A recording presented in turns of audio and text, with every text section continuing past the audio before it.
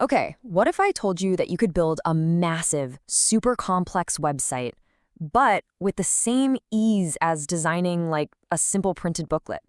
It sounds kind of impossible, right? Well, today we're going to dive into this really powerful way of thinking called the digital booklet method. And it does exactly that. We're going to break down how this whole approach was used to build a real-life conference website.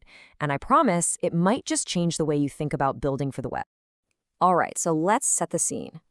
Picture this. You are in charge of building a website for a huge conference, and I mean huge. We're talking over 100 speakers, a schedule that's packed to the gills, a mountain of photos, bios, you name it. So how on earth do you even begin to manage all that information? Because, every single little change, a speaker drops out, a talk gets moved, it feels like the whole house of cards is about to come crashing down. It is a recipe for an absolute nightmare.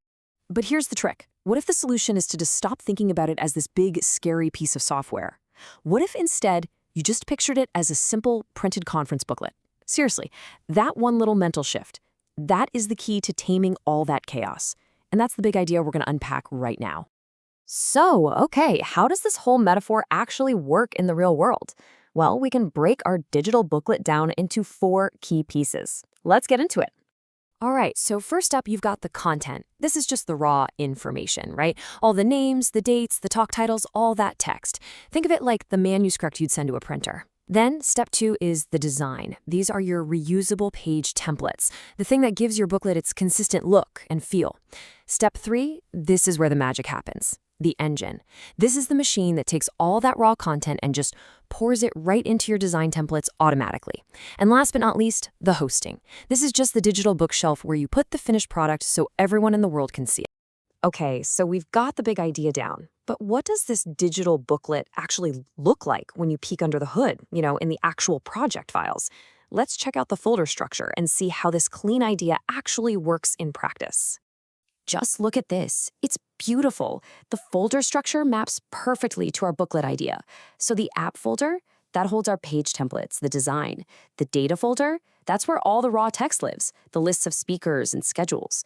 The public folder is just what it sounds like. It's the photo library for everyone to see. And then you have lib. That's short for library, of course. And that's basically our toolbox, full of little helper tools we're going to talk about in a sec. It's just so clean, right? So intuitive. And this brings us to the most important idea of this whole thing.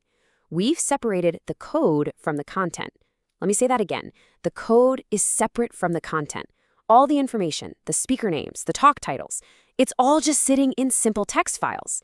And you know what that means? It means someone who has never written a line of code in their life can update the entire conference schedule just by editing a simple document. They don't have to touch the design, they can't break anything. That right there is an absolute game changer for working together. Now, of course, no project is perfect. You're always going to run into some tricky, head-scratching problems. But the beautiful thing about organizing your project this way is that it lets you solve those problems with some really clever, really elegant tricks. So let's dive into a few of my favorites. Okay, problem number 1. I think every single developer has felt this pain. We've all been there, right? You spend hours, maybe even days, getting a site to look absolutely perfect on your own computer. Then, the second you push it live for the world to see, bam, a whole page of broken images. It's so frustrating, and it can be a real pain to track down the fix. So what's actually happening here? Well, the problem is pretty simple. The path to your images is different on your laptop than it is on the live website. So what's the smart solution? Instead of going in and trying to manually fix hundreds of broken links one by one, you just build one little helper tool, a tiny function from our toolbox that automatically figures out the correct path for every single image, no matter where it is. It is the definition of work smarter, not harder. Okay, on to the next puzzle. Let's say you've got your schedule all laid out, and when someone clicks on a speaker's name, you want their bio to pop up. Sounds easy enough, right? But what if you have more than 100 speakers? Are you seriously going to create over 100 different pop-ups and link them all by hand? No way. There has got to be a better way. And of course, there is. The solution is so smart. What you do is give every speaker a unique ID. In the web world, we call this a slug. It's just a simple readable name like John Doe. Now, when you click that speaker's name on the schedule, the website just grabs that slug. The page then looks at the slug and basically says, I see you're looking for John Doe, and it automatically pulls up the right biography. It's one single piece of code that can handle 10 speakers or 1,000 speakers. It doesn't matter. All right, problem number 3. This one's a design issue that can make a really nice website feel kind of cheap and janky. You know the feeling? You've got that navigation bar stuck to the top, but when you scroll down, the content either gets hidden behind it or the whole page stutters and jumps around. It's one of those small but super annoying things that just ruins the user experience. So here's the fix. It's called the App Shell solution, and it's a clever little layout trick. Think of your main browser window as a picture frame. The secret is to make that frame a fixed size so it never scrolls. Then you put all your content inside a special box within that frame, and that's the only thing that's allowed to scroll. What you get is this super smooth, really solid experience that feels way less like a clunky website and a lot more like a polished mobile app. So we've gone through a few of these clever little tricks, but now I want to zoom out for a second and look at the bigger picture.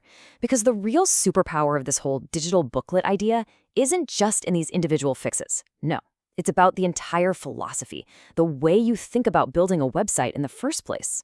Okay, so what is this whole booklet thing actually made of code-wise? If we peek at the project's source code, we can see that most of it, almost 70%, is just plain old HTML. That's the skeleton.